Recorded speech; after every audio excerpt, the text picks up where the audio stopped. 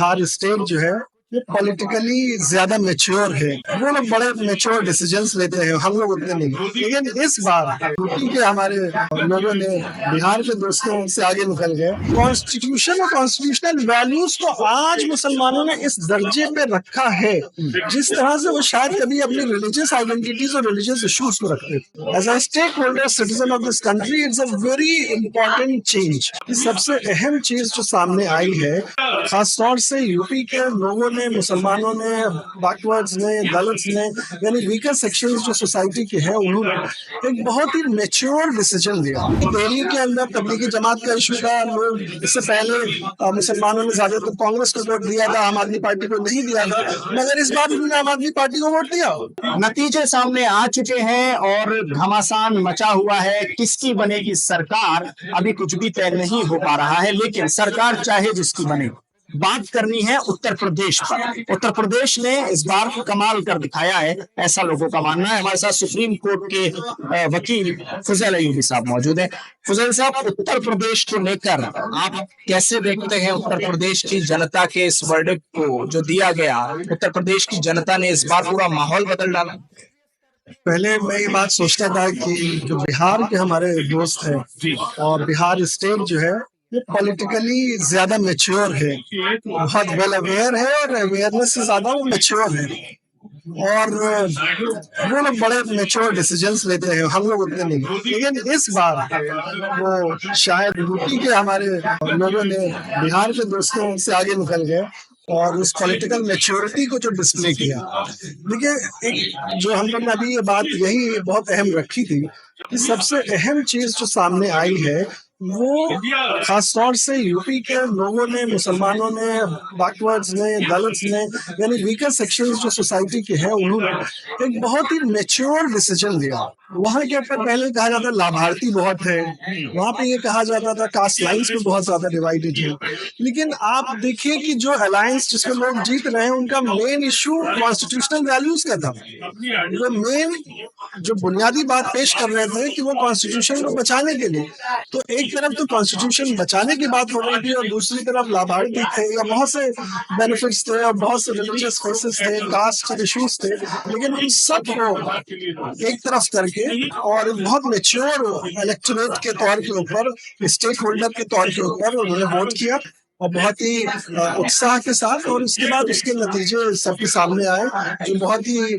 सुखद है और अनएक्सपेक्टेड है ऑफ कोर्स, लेकिन बहुत सुखद है। एक चर्चा हो रही है कि अब बुलडोजर कार्रवाई उस तरह नहीं हो पाएगी जिस तरह आनन फानन में कुछ फैसले लिए जाते थे और यूं ही किसी भी घर पे बुलडोजर चला दिया जाता था। अब उस पर कोई रोक लगेगी, भले ही सरकार नहीं बनती है, लेकिन फिर भी क्या कुछ फैसले लेने में सोच विचार किया जाएगा सरकार की तरफ से, अगर एनडीए भी सरकार बनाता है तब भी? देखिए, ये बात तो जितनी majority absolute power corrupts absolutely, वो बहुत पुरानी कहावत है अंग्रेजी की, और उसने आज के इस जो मैंडेट है उसने अपोजिशन को स्ट्रेंथन किया है, जो रूलिंग क्लास था उसको वीक किया है। तो नेचुरली उसका रिफ्लेक्शन उसकी वर्किंग के ऊपर, फंक्शनिंग के ऊपर, हर चीज के ऊपर आएगा। लेकिन कैसे देखते हैं आप खास तौर से दिल्ली को? क्योंकि दिल्ली में अगर कहा जाए तो तमाम तंजीमें, सारी ऑर्गेनाइजेशंस, उसके बावजूद दिल्ली के मुसलमानों को कहा जाता है भाई बहुत पढ़े लिखे मुसलमान दिल्ली में रहते हैं, बहुत ही वेल एजुकेटेड जो तबका है वो दिल्ली में रहता है, फिर भी 7 की 7 सीटें उत्तर प्रदेश में बदलाव और दिल्ली में कोई बदलाव नहीं। हाँ, ये बात बहुत अहम आपने कही और मैं ये बात बहुत सोच रहा था कि आप देखिए कि यूपी के लोगों ने जो चेंज था, चेंज हर जगह लोग चाहते थे, लेकिन उस चेंज के ऊपर वो उनका कॉन्फिडेंस नहीं था। कॉन्फिडेंस लीडरशिप बनाता है। आपको इस बात का कॉन्फिडेंस है, आप अपनी बात को रखें और आप उसकी बात को मनवा लेंगे। वो कॉन्फिडेंस शायद यूपी में सबसे ज्यादा लोगों को था, दिल्ली में कम था।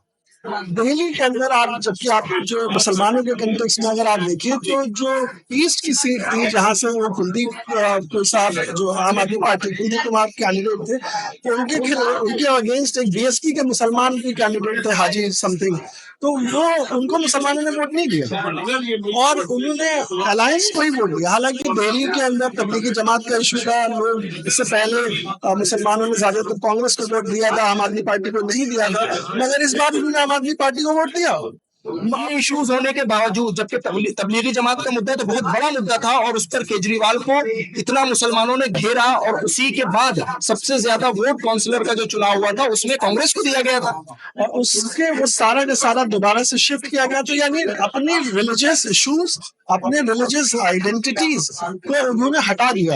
आप सबसे अच्छी मिसाल मुझे मिलती है, हमारे क्लाइंट है औरंगाबाद में, जिन लोगों ने वो औरंगाबाद का नेम चेंज का मुकदमा चल रहा है, और उसमें शिवसेना ने वहां औरंगाबाद का नाम बदला था, फिर शिवसेना को ही वो सीट चली गई अलायंस में। वो मुसलमानों ने जो उनको अपोज करते थे उनको न सिर्फ वोट दिया बल्कि उनकी पैरवी भी की। तो ये, और वो क्यों किया, वो एक बुनियादी बात जो थी, वो सबसे अहम बात है जो टेक अवे है सब, वो कॉन्स्टिट्यूशन और कॉन्स्टिट्यूशनल वैल्यूज को आज मुसलमानों ने इस दर्जे पे रखा है जिस तरह से वो शायद कभी अपनी रिलीजियस आइडेंटिटीज और रिलीजियस इश्यूज को रखते थे। ये एक बहुत मैच्योरिटी है as a stake holder citizen of this country. It's a very important change.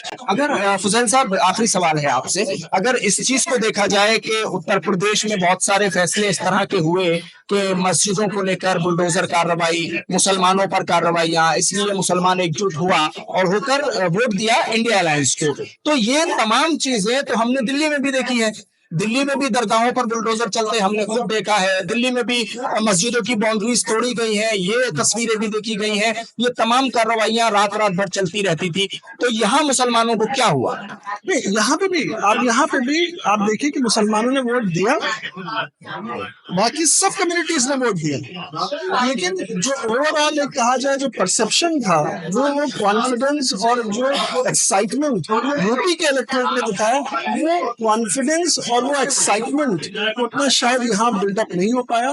उसकी वजह से वो अगर वोटिंग परसेंटेज और ऊपर चला जाता तो शायद ये नतीजे बिल्कुल चेंज हो। बहुत बहुत शुक्रिया बातचीत करने के लिए। फुजैल अयूबी साहब हमारे साथ इस समय मौजूद थे, सुप्रीम कोर्ट के अधिवक्ता हैं। दिल्ली से INN चैनल के लिए साहिल नकवी।